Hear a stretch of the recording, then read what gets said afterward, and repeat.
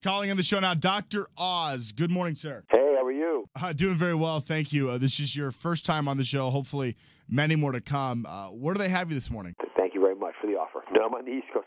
I was in Cleveland yesterday, so I came back to New York. I'm going to Washington tomorrow, but I got a couple hours at home. And we all cherish the moments at home. Okay, your show this week, absolutely jam-packed with some great content.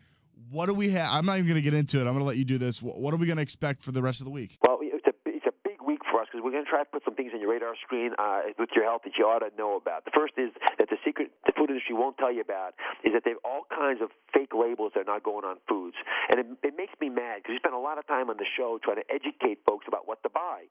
And then when people put labels on there saying heart healthy or low fat, and in fact, they're tricking you because those labels aren't accurate or are misleading, then it gets everyone up understandably in a frustrated mood. So you vote with your pocketbook 3 times a day, buy the healthy foods, and remember, look at the label. Don't go for the head fake, the Hart logo or a drink that argues that it's good for you. Always make sure that if you look at the back, it's got the things we talk about all the time, which is not a lot of added sugar, and making sure that, in fact, that it's got the right amount of saturated fats in it. And all that information found on the nutritional facts, because that's obviously where they cannot exaggerate, correct? That's by law. They have to be honest about that. But what they don't have to be honest about is how they pretend that they're giving you good stuff. I mean, they could put vitamins in jelly beans and call them a health food. Right. In theory. And so you want to be able to look at the back. I mean, it's also, if it's too good to be true, it probably is. But you can be smart and wise about some of the things you look for. And if you're an educated consumer, they won't fool you. And the big thing to be cautious about are heart-healthy logos, because oftentimes they're not. Make sure it's real. And the other big head fake are the drinks that say they're lots of vitamins, this or that, but they got sugar added to them. So at the end of the day, it's really not good for you at all. Now, as far as fruits go, I drink a protein shake every morning.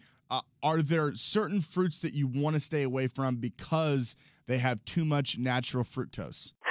Any natural food that has sugar in it, I'm pretty much okay with. Now, of course, if you eat bananas all day long, they have a lot of sugar in them, and it's going to add up. But because it comes with other natural nutrients, I'm tolerant of it. And here's the big deal. Your brain is searching for nutrients, not for calories, but for nutrients. So if you eat something that's natural and it happens to have sugar in it, your brain's going to be satiated. It's going to say, hey, thank goodness you gave me some nutrients, I'm good to go. If you have added sugar in a food, a processed food, something that's fake, that you're being given, or the sugar itself is not naturally found in it, then your body says, well, I don't count that sugar as nutrients, so I'm not going to access that anymore. You got to eat even more of it to make me happy. Yeah, see, I've never really heard it broken down like that. I appreciate it. I asked a lot of the listeners, one question for Dr. Oz, what would it be?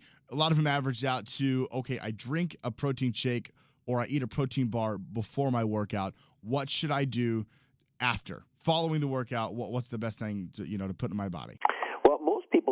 Enough calories during a workout to warrant having some big caloric boost. Otherwise, you're actually gaining weight when you work out. So after a big workout, you want to have a protein-rich meal. Eggs would be a good example of that. A protein bar is okay, but be very cautious about these processed bars because in order to make them palatable, a lot of companies will add sugar to them.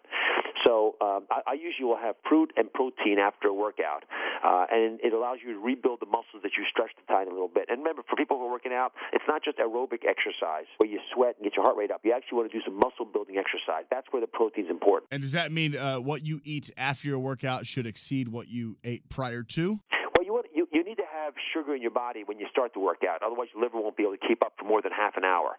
So I think it makes sense to take it beforehand. I just wouldn't take too much of anything. And certainly people who are in the gym exercising on the treadmill and they've got a sugar drink next to them, they'll get 400 calories in with the drink and they'll burn off 500 calories on the treadmill. So net, they're only 100 calories down. And that's not what you want to do. Okay, and a personal question for myself. I'm a 22-year-old male, and this will probably help other people as well. But obviously, I don't drink soda. I completely cut out the fast food as often as possible, and I try not to eat sweets, of course.